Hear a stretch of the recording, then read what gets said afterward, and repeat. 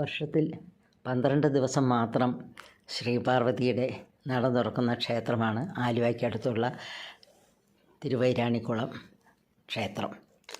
പണ്ട് അമ്മ സ്ഥിരമായിട്ട് അവിടെ ഉണ്ടായിരുന്നെന്നാണ് കേട്ടിട്ടുള്ളത്.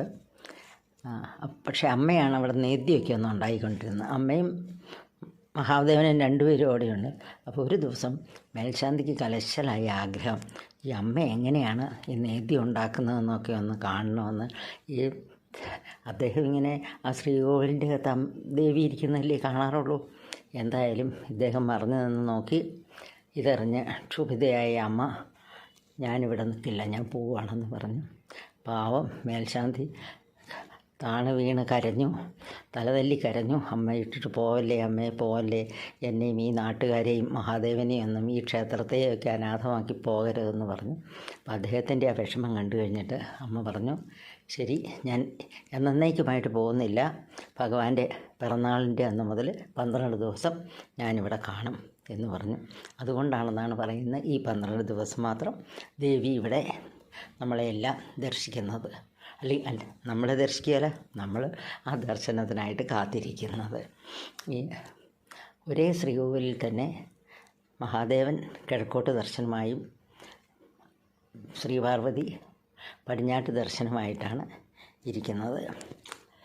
ഈ ഇപ്രാവശ്യം ജനുവരി 2-ാം തീയതി 8 മണി കഴിഞ്ഞപ്പോൾ നട തുറന്നു. 13-ാം തീയതി 8 മണി കഴിയുമ്പോഴത്തേക്കും നട അടയ്ക്കുകയും ചെയ്യും.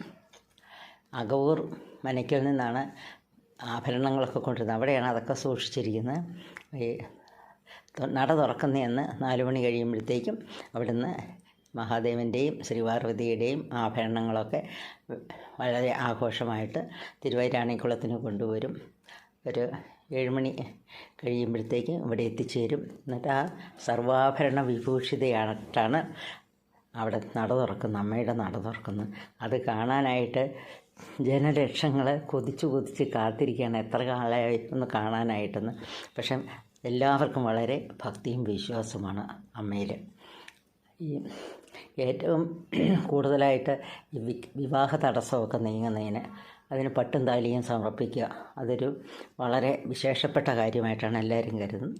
അതുപോലെ തന്നെ ഇത് നാണയപ്പറ, മഞ്ഞൾപ്പറ, അതും വളരെ വിശേഷപ്പെട്ട വഴിപാടാണ്. അങ്ങനെ സാധാരണ ക്ഷേത്രങ്ങളിലെ എല്ലാ വഴിപാടുകളുമുണ്ട്.